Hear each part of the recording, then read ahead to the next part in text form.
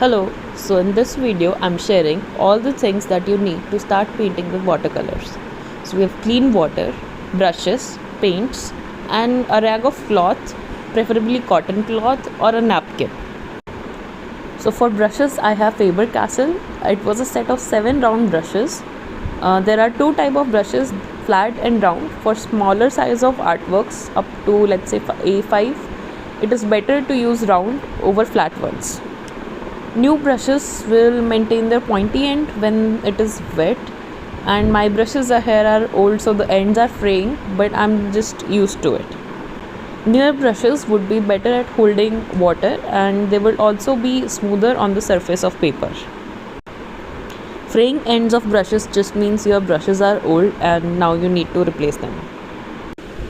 And please do not use these water filled brushes. They look fancy and easy to use, but they are really the opposite of it. They start fraying and getting old very early, and the water to paint ratios also gets very irregular. So for watercolors I use Camlin 18 shade set of cakes, but you don't,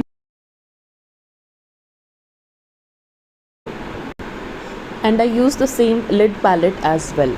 I have been using this since 2018 and all the artworks on my profile are done by this only. So they will last you a long time. As you can see, they are still more than half full. There are two types of variants in watercolors, cakes and watercolor tubes. It's not the case of one being better than the other. Usually artists have their own preference. I prefer cakes for small size artworks as they are easy to control with the amount of pigment needed to paint. And tubes are better if one usually paints large size of artworks.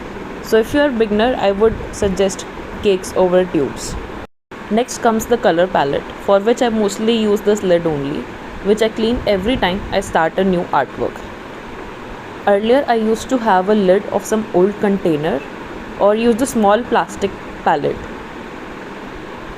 But I no longer use it as I find these little spaces very restrictive. So you don't have to buy a new palette, you can just improvise with random objects around you.